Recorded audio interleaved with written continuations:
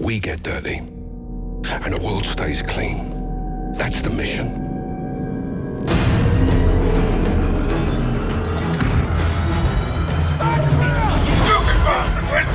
You can't know war unless you have fought arse over elbow in some shitbog full of traps.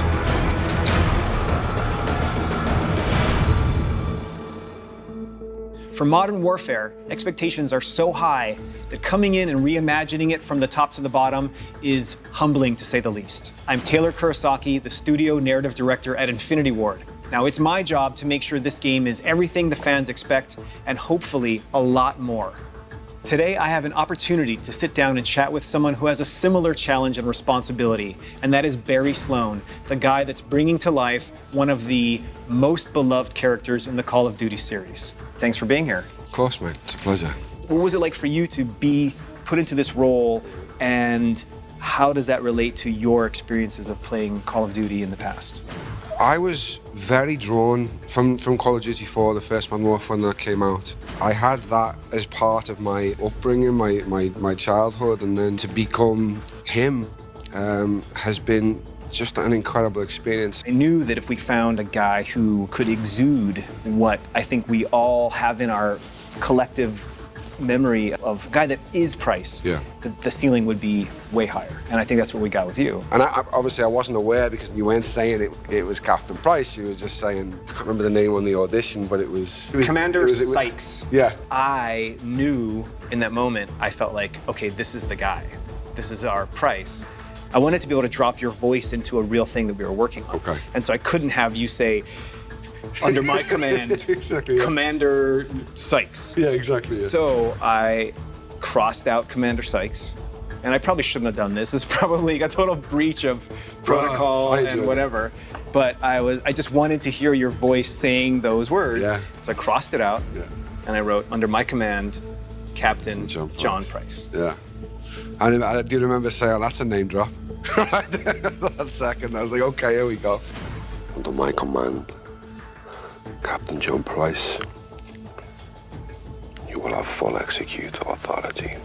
One of the most exciting things for me is the collaborative nature of what it takes to make this. Yeah. And how many people are responsible for the performance. And I remember speaking to Mitch, who's our technical advisor who I'd worked with before, and he said, you know, no one man can play Price, it takes an army. And it's very much that, and it has been from day one. You know, I'm the first guy to ever get to physically move him, so I had to find a way to make this guy real and believable, and a guy who can work in a 2019 scenario. Above all else, he is a protector, and he is a guide. But I wanted to make sure that in every scene I'm checking in on the person that I'm with. But I tried to make this Price be someone who you would aspire to be. Well, it's not over yet. Trust me. I always have. For you, I mean, you've got not just one character's work to worry about, you have the entire franchise on your shoulders. How did you feel about having to take that on? Our goal was to make a game that gave all those feelings that we've had playing the original series, because we have to not just exceed the expectations of what those other games were, we have to exceed the expectations of what your memories were of playing those games. Nostalgia's a tough battle. Yeah. We didn't want it to just be another one. We didn't want it to just be, it's close enough to the original games. A bunch of the original guys that made Modern Warfare heard that we were working on it, and they were like, I want to be part of that.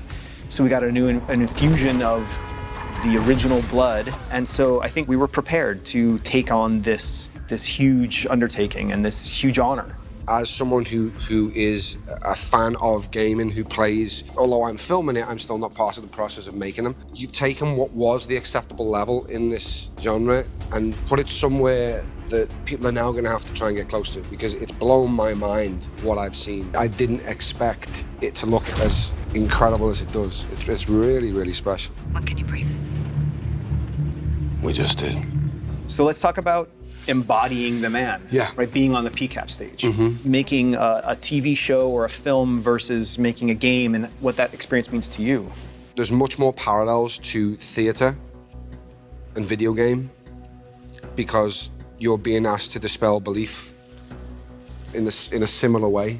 You know what I mean? It's like you know you're going into a make-believe world quite clearly. You're separated from it, but your brain allows you to believe aspects are real.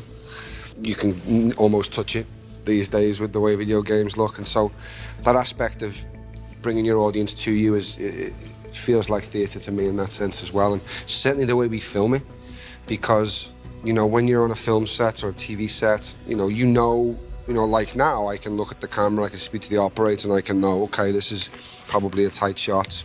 Hopefully I'm getting it right somewhere around here to about here. I know I've got about this much space, and then my frame cuts off, so I can manage my shot or my performance for that particular shot. But when we shoot PCAP, we have the whole room.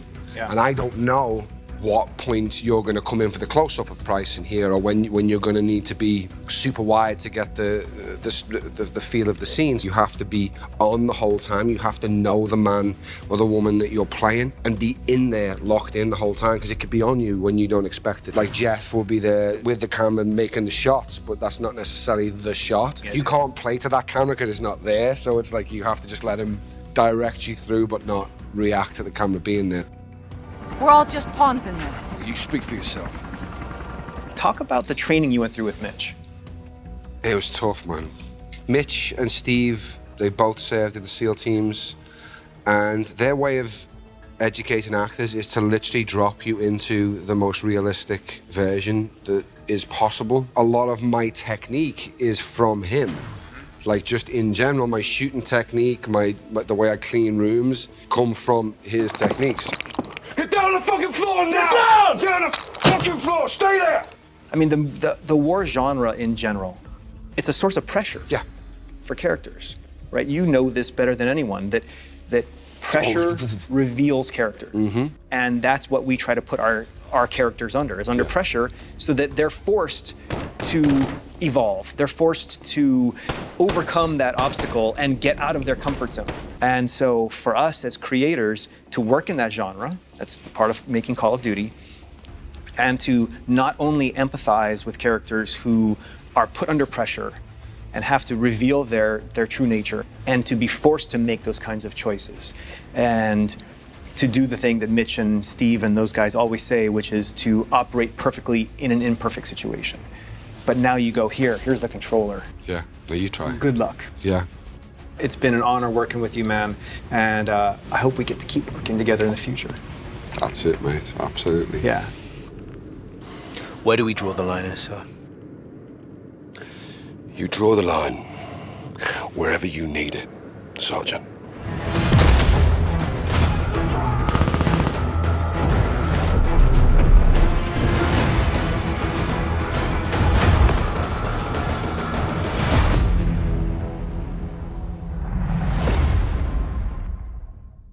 Purchase digitally and get the XRK Weapons Pack. Play first on PS4. プレイステーション